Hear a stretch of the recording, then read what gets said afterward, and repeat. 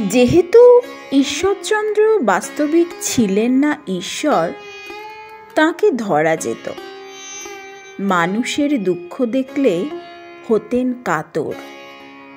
অতএব লোকে করত তাঁকেই পাকড়াও, এবং কিছু না কিছু প্রত্যেকেই পেত, যে যেমন জানাতো প্রার্থনা।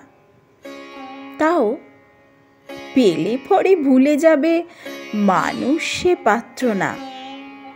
প্রতিদানে ঢিল ছুঁড়েছে সে সজোরে পাঁজরে, মুখটা ব্যথায় নীল।